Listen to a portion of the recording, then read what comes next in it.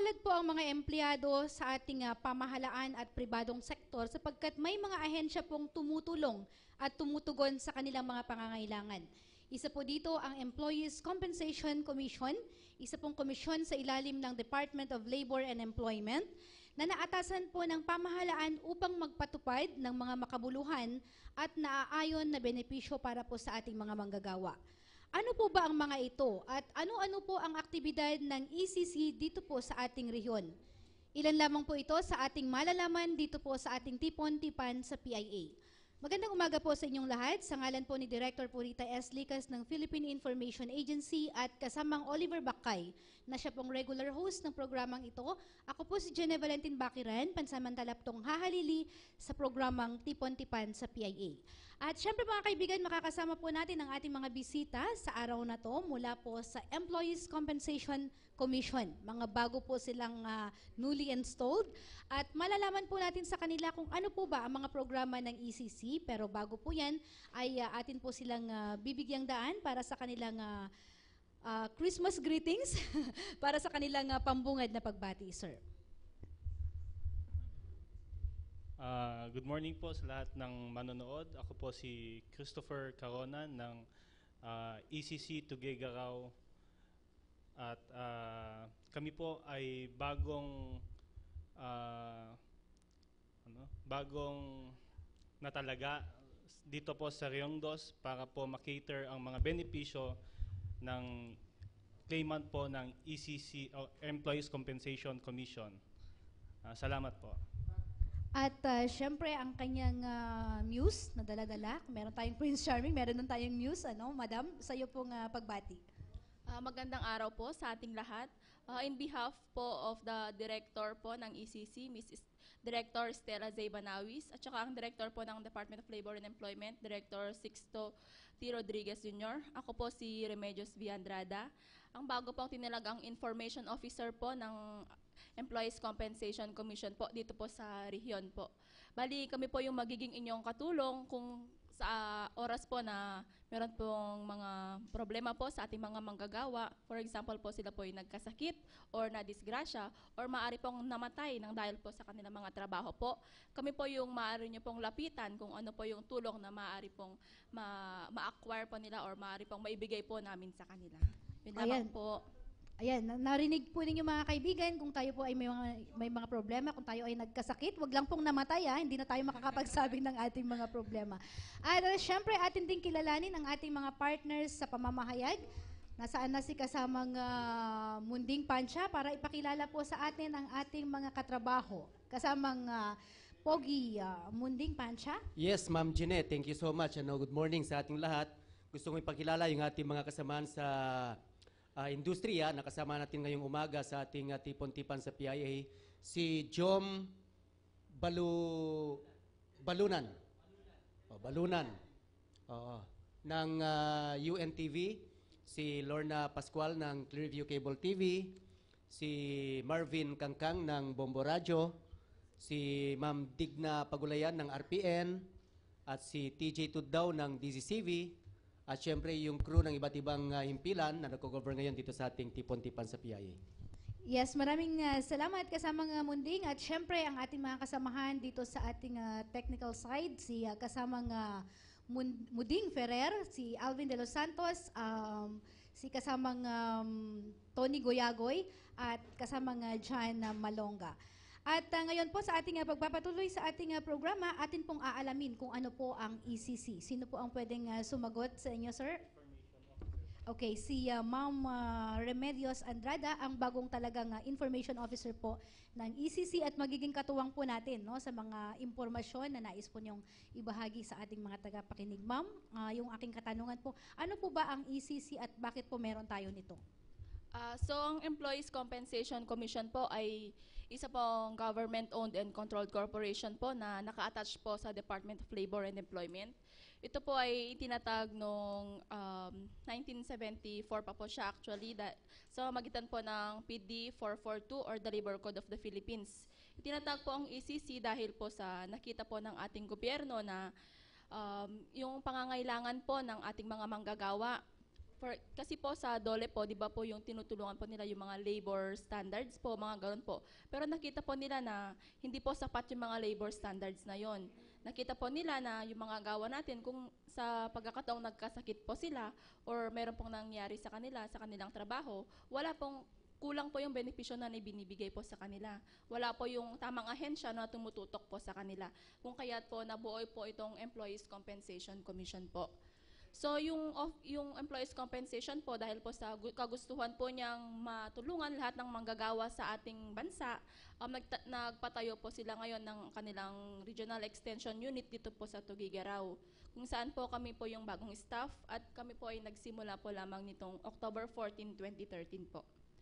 Okay, ito pong ECC is merong mga bagong centers, hindi lamang po dito sa Region 2, kung maging nationwide, ano po. So, saan po yung office po ninyo at paano po kayo kukontakin kapag may mga problema po regarding po sa mga empleyado? Yung main office po namin, ma'am, ay nasa Makati City po. Pero yung office po namin dito sa region po ay nandito po naka-house po siya sa Department of Labor and Employment po. Dito po sa may Turingan Building, Caritan Centro, Tuguegarao City po. Pag may mga katanungan po kayo, maaari po niyong tawagan ang number na 844-2726 po. Opo. Okay, so yan Tsaka- 844-2726 po. Meron pa pong isang numero, ma'am. 844-6265 po. Okay, para sa ating mga media friends, no, parang kanina pa tumataas yung kilay ni kasamang Digna Pagulayan. Go ahead with your question, kasamang Digs. Yes, thank you very much, Gine, and good morning po sa ating lahat. I am dati empleyado ako ng Department of Labor and Employment. Itong Employees Compensation Commission, hindi ko lang matandaan kung kailan ito huminto, itong ECC na ito. Kasi I was then a stenographic reporter. Kami yung nag-aano sa mga cases. So, dito ba sa pagbukas nitong October 14 lang, nagbukas Yes, ma'am. itong Employees Compensation Commission, sino ang naghe-handle? Kasi hindi ang regional director ang ano nito ang direct na maghe-handle ng ECC. Sino ang direktang naghe-handle nito at sino ang nagsasagawa ng hearing? Okay po, ma'am. So yung naghe-handle po, kami po yun, ma'am. Dalawa lang po kasi kaming faculty ng ECC po dito sa region. So kami na po yung naghe-handle ng mga cases po. Pero yung pag-hear po ng claims po, if ever po, papadala po namin yun sa main office po kasi nandun po yung ating mga abogado at yung mga doktor na pwede pong mag-review ng cases po para po sa claims po, ma'am. So, matatagalan yun. Hindi yung direkta, kasi ang pagkakaintindi ko, once na inopen itong Employees Compensation Commission, para mas mabilis yung disposal ng cases, andun na yung hearing officer. Di ba dapat ganun? Pagka na-file yung case ng isang empleyado na nagre-reklamo, andun na yung hearing officer, iseset yung hearing at kaagad na mareresolba kung merong agreement or meron ng pag-uusap between the employee and the employer. Ma'am, ganito po kasi yung processing ng EC claims, no? Ang first step po kasi ng processing ng EC claims is a-applyan po nila ito to SSS kasi sila po SSS po pag sila ay nasa private sectors and then GSIS po pag sa government sectors. Ang application po is sa SSS saka GSIS direct po sila mag-apply ng EC claims nila. Bali doon po kasi sila po ang administering agency ng ECC po. And then pagka ma-approve yung claims nila, bali SSS at GSIS din po magbibigay ng mga claims. Yung mga pera, mga benefits nila, ma'am. Pero pag ito ay na-disapprove na pwede pong mag-motion for reconsideration. Yes, ma'am. Magpa-file po ang claimant sa main office po ng SSS or GSIS. At pag ito po ay na-deny pa rin sa main office ng SSS at GSIS, pwede pong mag-appeal ang isang claimant diretso na po sa employees compensation sa main office po namin sa Makati. Pwede pong i-ano yan, ano? Kasi parang nalilito ako eh. Bakit SSS? Bakit GSIS? Ang ano dito is, ang complainant is the employer. Is the employee against the employer. Why file a case sa SSS o sa GSIS when in fact, ang reklamo doon direkta sa employer? Bakit ifa-file mo ang reklamo mo sa SSS at sa GSIS? Parang magulo, ano? Ma'am, i-clarify ko lang po. Hindi po kasi kami nag-handle ng cases. Ang amin lang po ay yung benefits. Compensation lang po talaga. Hindi po yung cases. Yung cases po, ma'am, sa Department of Labor na po yun, ihahain po. Sila na pong bahala dun. So, ang sa inyo, yung kung ano lang yung benefits na Yes, tatanggapin nila. Social benefits lamang po yung focus po namin. Hindi ganun ang pagkakaintindi ko sa employees compensation. Sorry, kasi hindi kasi ganun ang kalakaran ng employees compensation office noon. Kasi once na i-final mo ang case ng isang empleyado na nagrereklamo, maghaharap ang employee and the employer, direkta doon, maghihiring, ayun na, andun na yung hearing officer. Ma'am, meron na po kasi tayong SENA ngayon sa DOLE. Sila na po yung nag-aayos ng mga cases. Single entry approach po yung tawag nila doon. Bale po, yun yung nag-hear po ng mga cases po ng ating mga empleyado at saka ng mga employer. Okay, so yan, hopefully nalinawan ka na kasamang dig, no? Kasi actually nabanggit niya kanina na itong ECC is a quasi-judicial corporate entity na created para mag-implement ng Employees Compensation Program. So it provides more on a package of benefits. So alam naman natin pag sinabing benefit, nakakaano yan, no? Nakakatabang puso, no? Maging sa private at sa ating government sector. So may katanungan po si kasama nga TJ from DCCV. Good morning to everybody. Ma'am, ano po yung sakop ng ECC? Ito po yung particular po dun sa compensation ng isang empleyado, employee, sa isang pribado o government? Sir, ang sakop po ng Employees Compensation Commission, ang nabibigyan lang po ng benepisyo ng ECC, sir, is yung lahat po dapat work-connected lang po.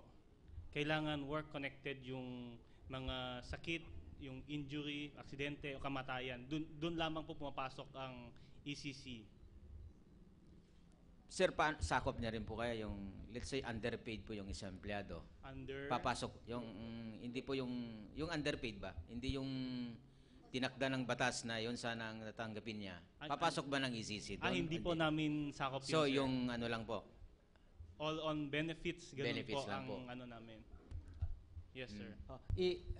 Gine, medyo marami pa yung hindi nakakaintindi sa role ng ECC. Yun nga. Ito yung compensation ito, Employees Compensation Commission. Ang pagkakaalam ko is yung role niya is halimbawa yung isang empleyado ng pribadong sektor, nagkakasakit at merong claim na dapat nakunin, ito yung role ng ECC. Sila magfa-facilitate. Kung private employee, sila mag-facilitate ng mga papeles para makuha yung claim niya sa SSS. Kung public worker naman, kung state worker ang nagkakasakit o kaya merong ibang claim na gustong kunin, sila yung mag-facilitate sa GSIS.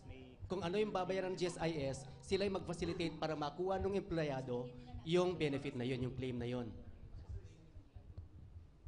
Okay. Ito kasi iba kasi yung may sakop doon sa ibang mga ito kapag meron lang claims kapag halimbawa ikaw nagkakasakit, na aksidente ka, na disgrasya ka, meron kasing merong mga benefits yan na nakukuha, may mga packages yan At yun yung fina-facilitate ng Employees Compensation Commission. Doon lang sila particular na nagfo-focus sa kanilang trabaho.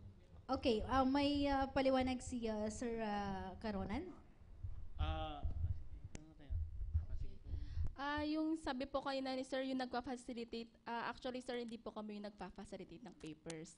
So yung filing po, pag may claimant po, nag-file po sila directly sa SSS kung sila po isang private employee.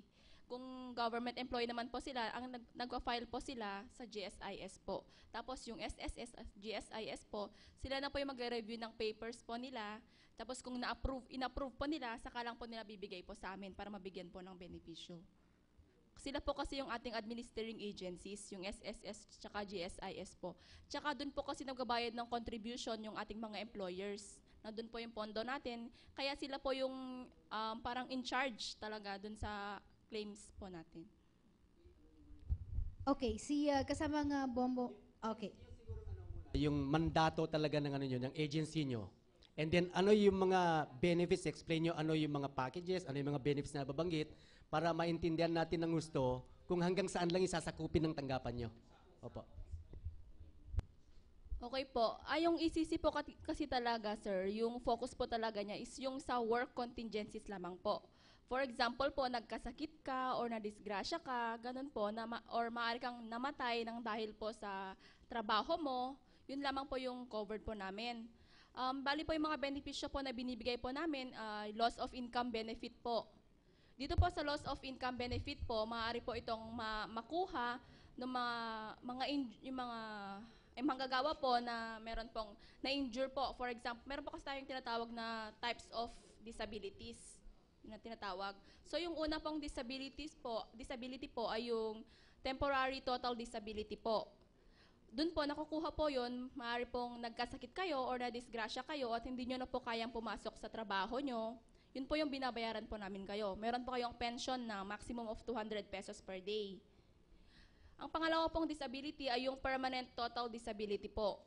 Yun po, for example po, nabulag po yung dalawang mata nyo, nabingi yung dalawang tenga nyo, as in total po, naputulan ko yung dalawang kamay, naputulan ng dalawang paa, hindi nyo na po kayo magtrabaho, meron po yung pension na bibigay namin. Pero yung pension nyo po, masususpend din po yun if ever po na hindi po kayo nakapagpatuloy na magpa-check up or nag-submit ng inyong mga medical records or nabigyan na po kayo ng kaukulang lunas, ganun po. Meron din po tayong tinatawag na permanent partial disability. Maaari din po kayo makakuha ng pension nyo po dito. For example po, naputulan po kayo ng mga daliri. Yung ito pong thumb, meron po kayong kaukulang pension po for 10 months. Pag ito po yung naputol sa inyo. Pag ito naman po, 8 months.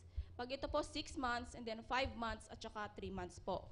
Bali, yung kaukulang pension po ay, yung sinabi ko po kanina, 200 pesos ang maximum niya per day. Yun po yung naibibigay po namin. Ang additional benefits po namin naibibigay ay yung medical benefits po.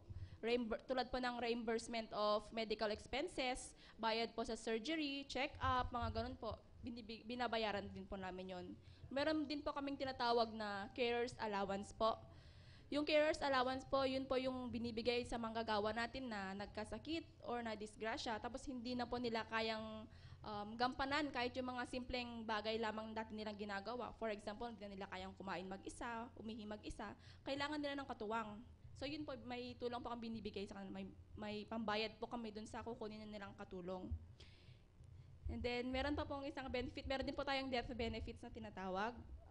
Meron po tayong binibigay na funeral benefits of 10,000 pesos. Tapos, meron din pong pension yung beneficiary at saka dependents po nung ganyan, yung manggagawang namatay po.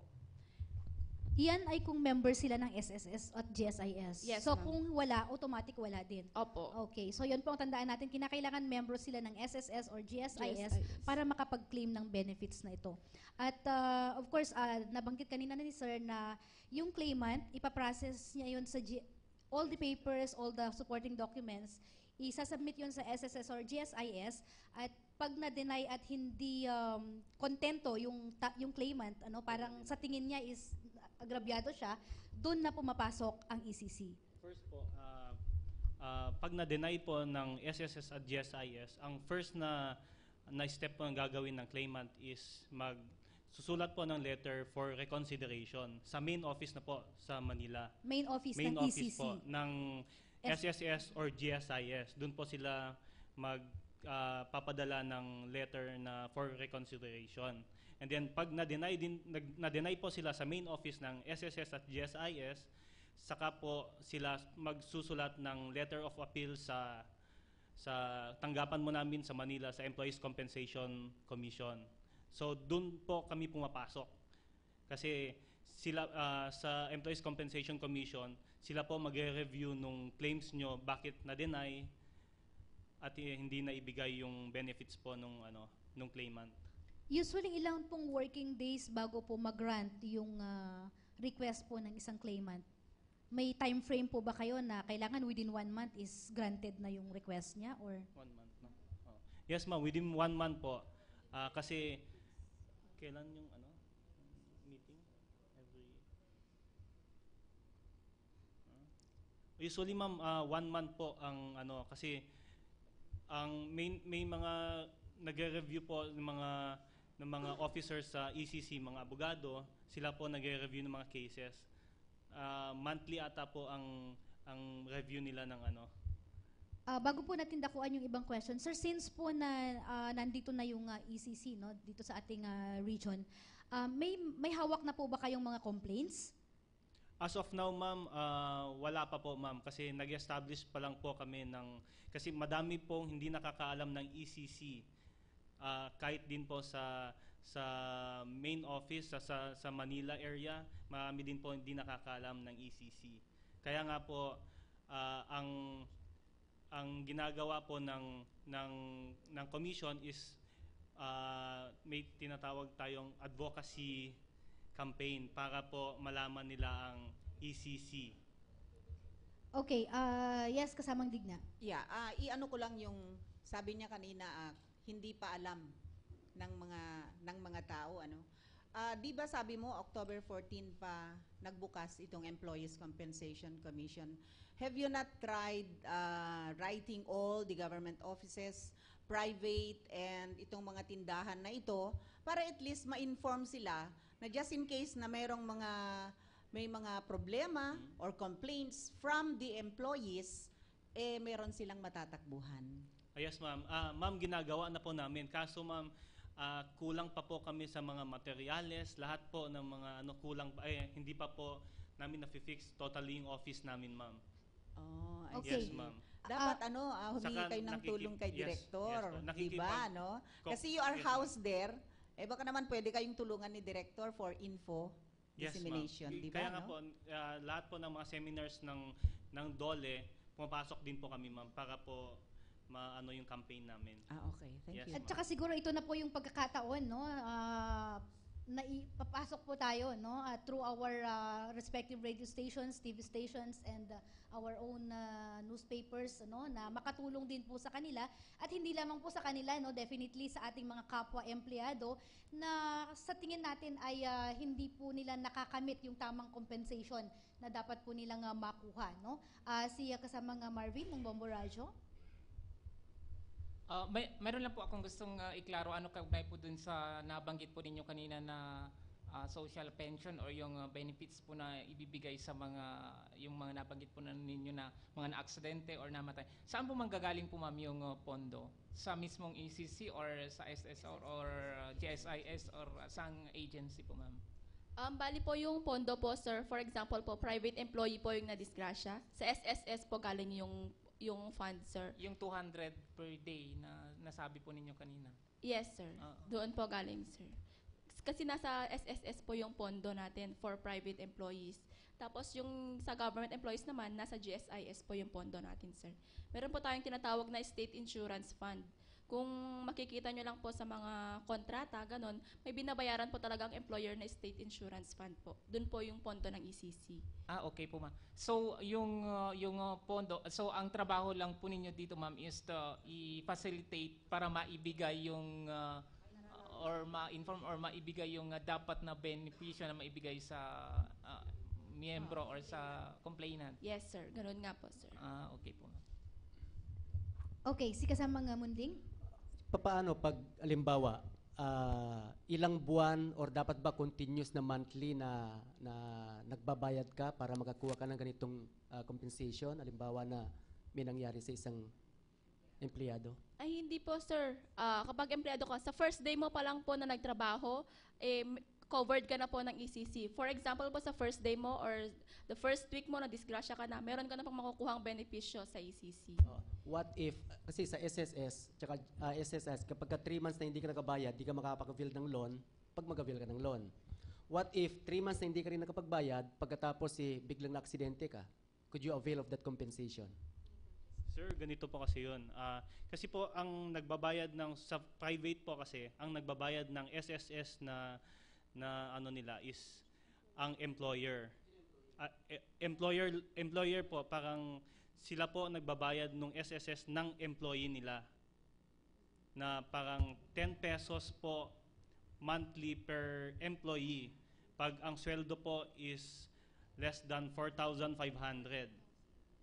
Ay 14,500, and pag 14,500 and above, 30 pesos po per employee ang binabayaran ng employer.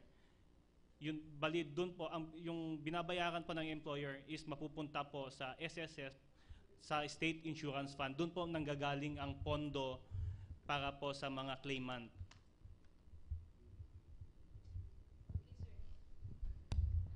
Okay, sir.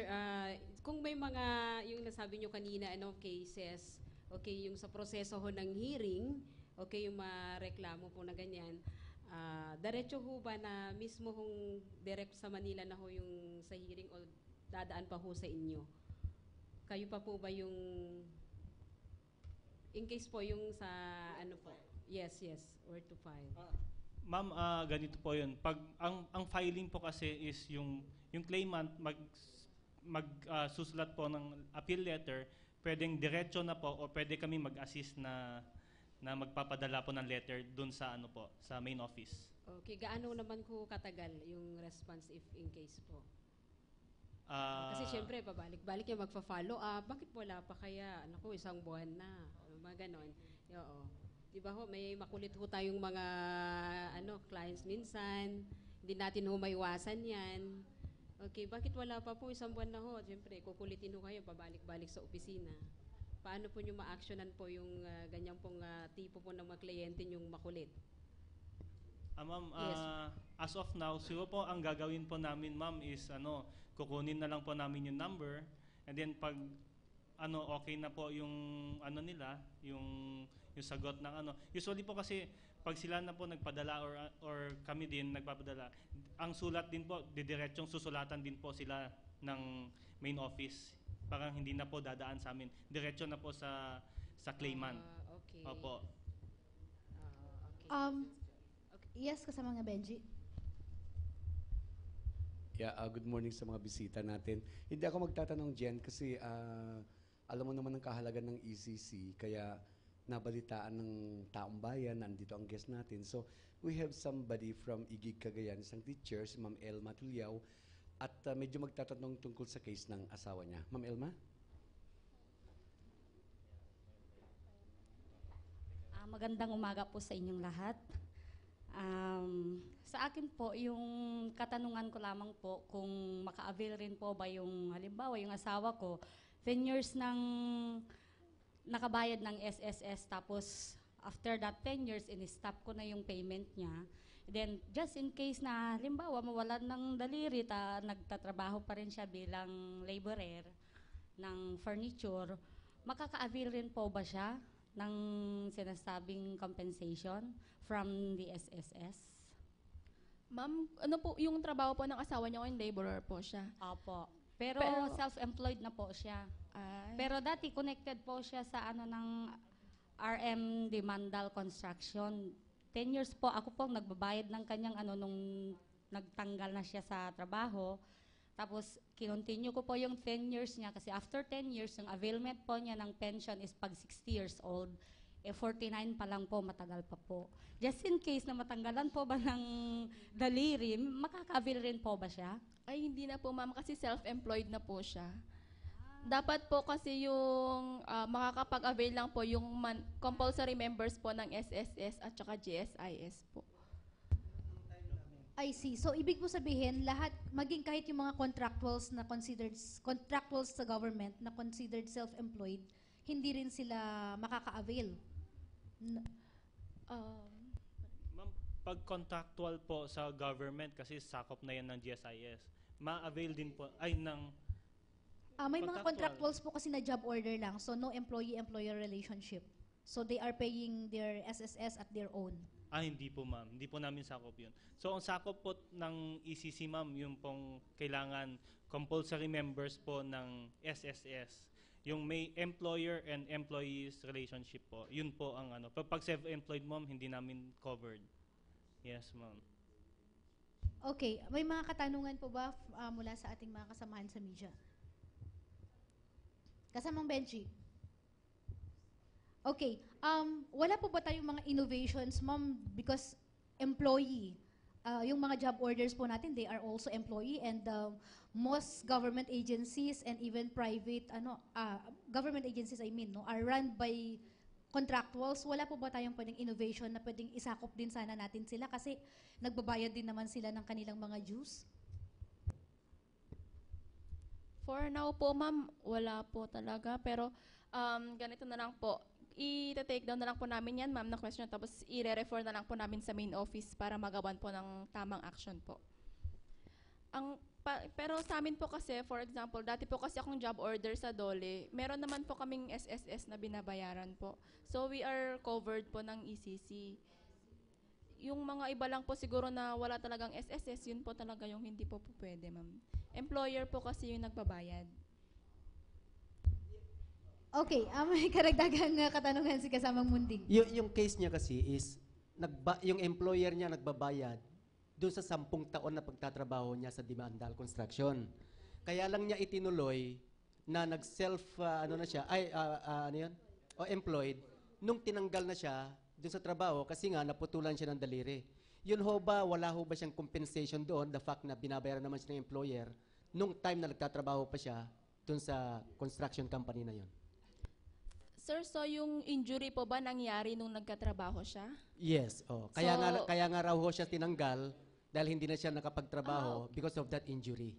Okay. Pero binabayaran daw siya ng construction company sa SSS nung time na nandun pa siya sa construction company. Pero that was 10 years ago na po, sir. Yes. Kaya nga yun nga po yung habol niya eh. Ay, hindi na po pwede, sir. Kasi meron po tayong prescriptive period of 3 years po. Dapat po nakapag-file po kayo ng claim nyo within 3 years. Sayang. Dapat agad-agad. Nung naputulan po sana siya ng kamay, nag-file na po kayo sa SSS.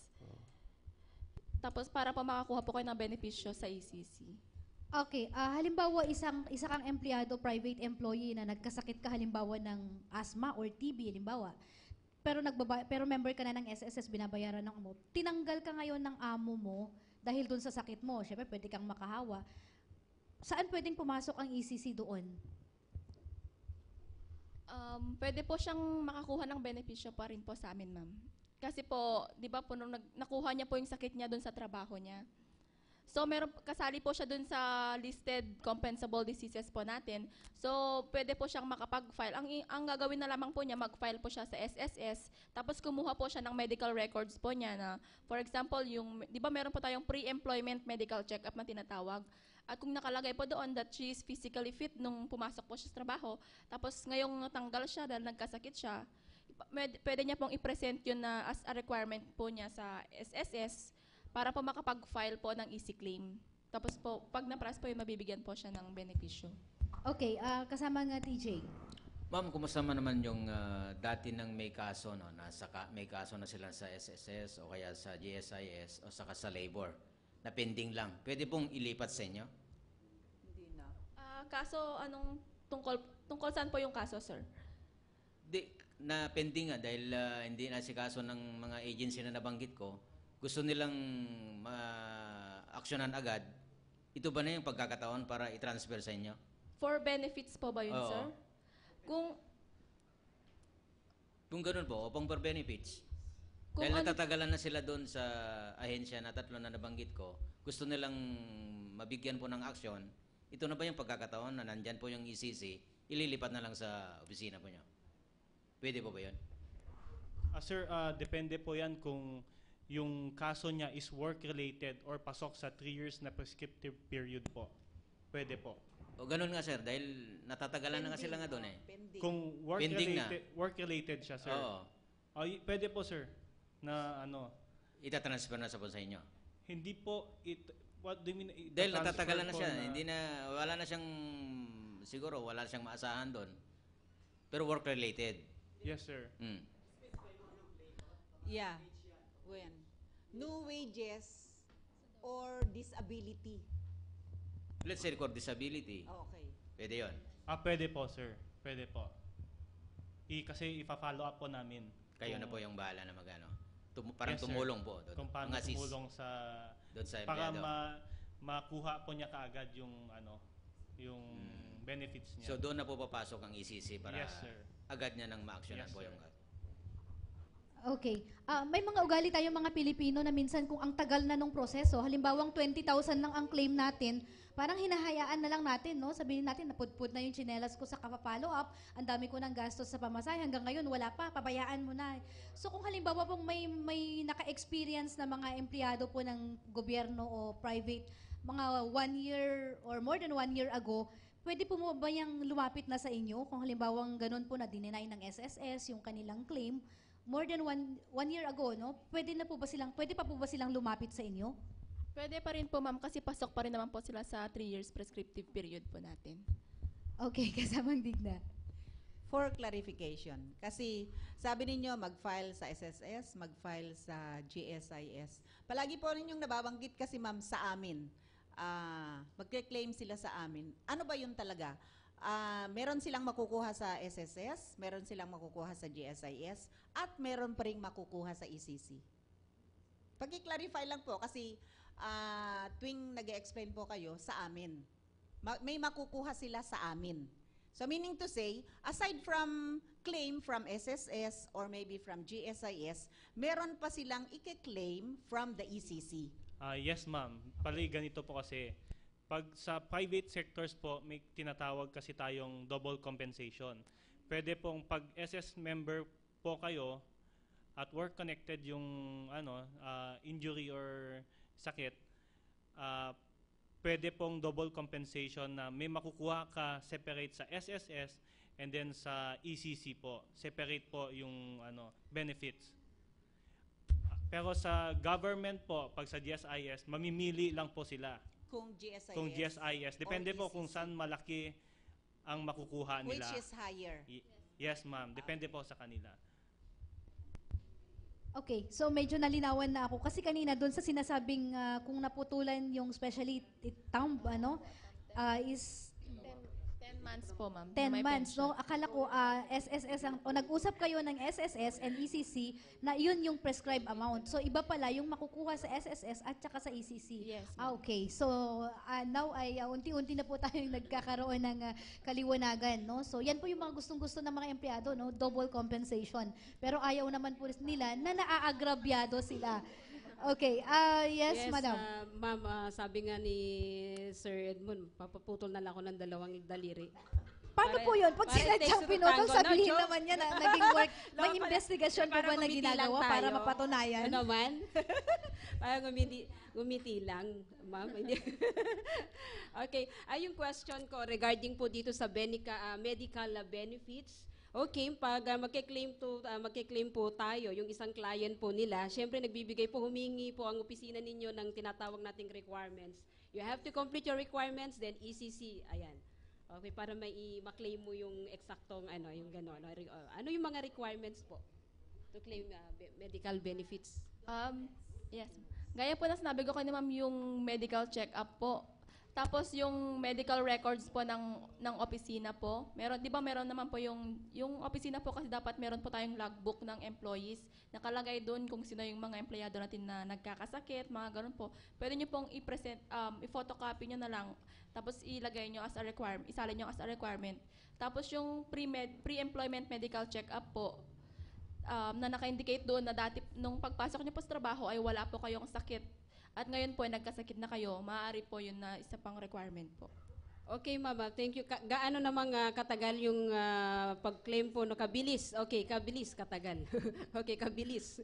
Okay, yung proseso ho doon sa to claim the medical benefits. For as long as nakapag-file na po kayo sa SSS, i-review na po yung case, yung file po niyo, yung claim po ninyo, tapos ipaprocess na din po nila. Depende na lamang po kung merong mga ibang documents pa po na hinihingi ang SSS para po ma-approve yung inyong claim. Okay, malinaw na po ba tayo dun sa mga claims, mga benefits? O bago tayo dumako sa isang katanungan. So, ibig sabihin, once na nag-grant yung claim mo sa SSS, automatic granted na rin sa inyo? Yes, sir. Opo. Okay. Na walang rason, walang rason kasi pag nag-grant sa SSS, meaning nagbabayad siya, so granted na rin automatic sa kanila.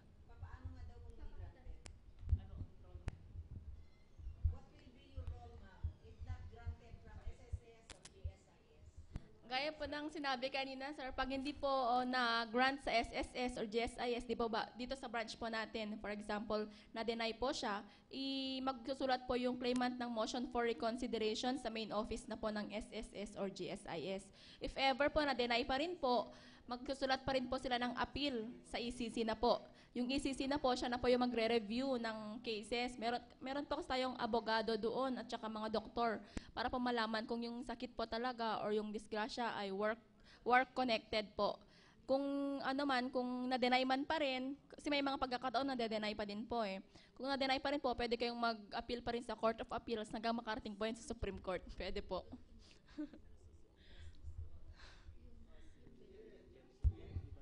Okay. Ayan, medyo nagkakalituhan tayo doon sa kung grant na ng SSS yung claim mo, ibig sabihin kasama na doon yung sa ECC. Yes. Naka-built-in na doon sa ibibigay ng SSS o another check? Maghihiwalay na cheque po yun, ma'am. Kasi magkaiwalay naman pong agencies. Pero pag nag-grant na po yun sa SSS, granted na po yun sa ECC. Okay. So malinaw na po sa atin, ano? Ayan. So double compensation, ano? Yung isa sa mga requirement, yung sinasabi mong pre-med, yung mga kasamahan po natin dito, nire-require din po ba sa inyo yung ganon, yung pre-medical check-up? Okay, oo. Ito pa nga po sila talagang kung pwede magpa-x-ray, talagang makikita talaga nila na ikaw nga talaga yon yung makita na may sakit ka kasi sa panahon ngayon alam po naman natin na marami pong nakakasuhan ng perjury dahil po yan sa paggawa ng mga minsan Documents. Okay. Documents. Tapos ma'am, meron po akong tanong po at masyadong sa akin itong pag sinasabing benefits. Okay? Para maliwanag po po yung sinasabi po nating dito po sa funeral benefit naman po tayo. Okay, itong dito sa funeral benefit. Okay, ano po naman yung yung benepisyo na sakop po nyo ba yung tinatawag nating sa burial, yun lang ho ba yung yung binibigay nyo, sinabi nyo 10,000 lang ho ba yung worth nung nun? Yes, Na benefit na marireceive, wala na pa pong ibang ibibigay ho ng ECC pong bukod pong benefit. Ano pa pong benefit na pwede pong sa Yung sa funeral po, aside bukod po dun burial. aside po dun sa funeral benefit na 10,000 po, meron pong monthly income benefit, yung beneficiary may po nung namatay. Tapos yung meron Hanggang din, ilang years? I think lifetime po yung pension niya, ma'am. lifetime. Oo. Or meron din pong wait lang. Meron pong limitation yun, ma'am, if ever po na yung beneficiary po ay may trabaho na po na yung kaya naman na po niyang sustain yung family needs po nila, pwede na pa ma-forfeit yung benepisyo. Okay, ma'am. Wala bang doon sa, let us say, dito sa funeral benefit, yung mga beneficiary, anong ages po ba ang dito? Yung magke-claim po na let us say, yung anak niya, yung panganay na anak niya, hindi pa qualified. 18 years old below? 18 At pagdating ng below, 18, stop na? O what po? Yung sa manggagawa pong namatay, pwede pong magkaroon ng benepisyo yung 5 na dependents po niya. But not more than 21 years old po dapat yung dependent. Okay, 5 dependents, not lower than, hindi tataas hanggang 21 lang siya. So pag reach Opo. ng age na 21, Hindi na po automatically siya stop kasasya. na. Opo. Oo. Pero pwede rin po yung dependent niya, pwede rin pong 21 years old and above. Pero po, dapat po, hindi po talaga niya kayang magtrabaho. Or something yung may sakit talaga. Yung for example, mga may sakit sa disabled. utak, Oo. mga ganun po. Yun Okay, pwede silang yes ma'am. dependent. Okay ma'am, nandiyan na ho tayo. Napag-uusapan na po natin yung mga benepisyo po ito. Benefits, nasabi niyo kanina, may entitled po yung mga beneficiaries sa monthly. Okay, magkakano naman in case, kasi bukod doon sa 10,000, magkakano naman yung monthly pension po na nare-receive po ng Ma'am, kasi may computation po yan. So, yung computation po, ginagawa po yan ng SSS tsaka ng ECC main po namin. Magkasama po silang ginagawa ng computation. Kaya, depende rin po kasi yun dun sa sahod na natatanggap ng empleyado nung nagkatrabaho pa po siya. Okay, meron pala siyang... Okay, so ibig sabihin, pag mas mataas ang sahod at mas malaki yung contribution, mas mataas din yung marireceive. So usually Opo, ganun ganun naman po, po yung ganun. rule. Yes po. Okay, kasama ng TJ, meron pa po tayong 10 minutes, no? At medyo mahaba-haba pa po yan. So kasama ng TJ, to break the funeral benefit. Yes. Naka-block pa man din tayo. Ma'am, maliban sa SSS, sa GSIS, pwede pa papasok ang ECC doon sa mga claims sa insurance, doon sa private insurance na marami ring reklamo doon. Pwede pong papasok ang ECC? Ay, hindi na po, Kasi sir. benefits din po yun Hindi ba may extend din doon dahil marami nagmong-problema din nagkay-claim sa mga insurance companies na hindi na ibibigay? Hindi po, sir. Meron po tayong appropriate agencies po na sila pong may hawak po ng ganyang cases, sir. So, limitado lang po tayo doon sa dalawang ahensya. Yes, sir. Yun lang po. Kasi karamihan doon sa insurance company, maraming hindi po na ibibigay. Puro pangako lang, kaso lang. Pagkaroon na Huwag ka nang magbanggit disgrasya, kasamang wala. TJ. Hindi, wala akong Okay mga kaibigan, no? Pinag-uusapan pa rin po natin dito yung mga compensation po ng mga empleyado na benefits rin. sa pamahalaan at saka sa government sector na kung saan ay nagkakaroon po sila ng problema sa kanilang mga claims. Ano? At ayan, tinutugunan po ng ECC ang kanilang mga pangangailangan, lalo na po kung may mga reklamo po sila or na-deny ng SSS at GSIS, ay pwede po silang pasukan. Mga kaibigan, sa lahat po ng ating mga tagapakinig, ay nais po namin ipaalam sa inyong lahat na meron na pong center, ang Employees Compensation Commission dito po sa Region 2. At for the meantime, hindi pa po nagagawa yung kanilang palasyo, so nakikitira pa lamang po sila sa Department of Labor and Employment. At yun nga kanina ay nasabi nila yung number na pwede nating kontakin kung tayo po ay may mga nais bigyan ng kaliwanagan tungkol po sa ating mga problema. No? At sir, nababanggit nyo kanina na kapag may mga activities po ang DOLE ay pumapasok din po kayo for advocacy. Ano naman po yung mga ini-impart po natin sa ating mga workers dito po sa private tsaka sa government sector? Ano pa rin po, ma'am, pag dinadala po kami ng DOLE sa mga seminars pa nila, ang inaano pa rin po namin, of course, yung kung ano po yung role ng ECC pa rin po. Kung paano po kayo makakatulong sa mga manggagawa, at saka kung ano po yung mga tulong na maaari po nilang makuha po sa amin. At saka, ma'am, dadagdag ko lang po pala yung additional po na covered po ng ECC, yung mga maaari pong mag-claim. Kasali po pala yung uniformed men po natin, at saka yung ating mga kasambahay, at saka yung ating mga sea-based OFWs po, kasali po sila. Yun naman po. Okay. Yan, napag-uusapan natin yung mga kasambahay, no? Nakapag-monitor na po ba kayo o kung yung mga rights po ng mga kasambahay ay naibibigay na nung kanilang mga amo? Ay, ma'am, hindi po kami yung nagmo-monitor noon. Sa DOLE po yung may hawak noon, ma'am. Okay. Okay. Yes po. So, baka meron pa tayong mga hindi natanong o meron po kayong mga updates na meron pa palang tanong. Okay, Ma'am, paano sige, yung last question. Mga retirement benefits na hindi po nakukuha sa SSS sa GSIS, pwede lalapit sa inyo? Hindi po namin sakop yun, sir. Pasensya na po. Okay. Alam mo, pag mga matatanda talaga, yung mga pinag-uusapan nila retirement. Pero tayong mga bata-bata pa saka na lang yan, no? That will come later. Okay, may pahabol si kasamang Vivian bago po tayo tuluyang dumako sa ating yung kanilang mga activities na naka-line up. Kasamang Vivian ng DWP Radyo ng Bayan. Good morning. I'm sorry kung naitanong na ito, no? Meron ho bang a period na kailangang applyan min? Halimbawa, ngayon po ako, halimbawa ho ako, ilang months ang naibibigay sa akin bago mag-lapse yung period na pwede ako mag-apply ho for ECC? Ma'am, bali po yung prescriptive period po natin ay 3 years po. 3 years. Within that year, pwede pa kayong mag-file, ma'am. Lahat ho yan ng mga cases or depende ho yan sa case na inabot ho ng isa employee? Lahat po yun, applicable po yun sa lahat ng files, lahat ng claims. Basta work-related po siya. Within 3 years po yung prescriptive period po. Karaniwan hong napakahirap mag-comply sa mga requirements kapag mag-apply ka po mag-apply ka ng ECC, Employees Compensation.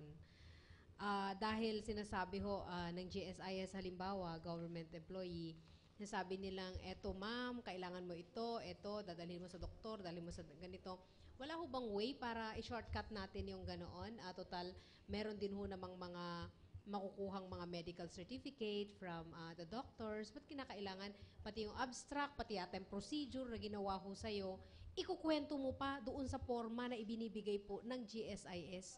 At yun yung parang nagbibigay ng disinterest sa mga employees dahil sa ang dami-dami hong mga requirements na inire-require ho bago ka makakuha ng kompensasyon. With regards po sa easy claims, ma'am, meron po tayong limited lang po yung requirements po na kailangan na sasubmit po natin sa GSIS. Di ba po, sabi nyo nga po, kung sa GSIS kayo mag-file for your claim sa GSIS po, madaming requirements. Pero po sa employees compensation claims po, meron lang po tayong required po talaga na mga list of documents lamang po na yun lamang po ang kailangan para makapag-claim. Mamaya po may flyers po kami bigay sa inyo, nandun po yung mga requirements po na kailangan po. Yun ho ba yung kumbagay nabawasan na requirements? Yes, ma'am, nabawasan po. Yun na po yung standard requirements po. Kailan pa po yun? Okay, meron na lamang tayong 2 minutes, no? Baka po meron po kaming mga tanong na, baka meron pa kaming mga hindi natanong na nais nyong ipabatid sa ating mga tagapakinig. Ano-ano po yung mga yon? Bale, gusto lang po namin dagdag yung meron pa pong 2 programa, yung ECC, ma'am. I-discuss po ni Mr. King. Under po sa Employees Compensation Commission, may tinatawag po tayong Employees Compensation Program. May 2 pong programa na ang isa po ay yung Quick Response Program.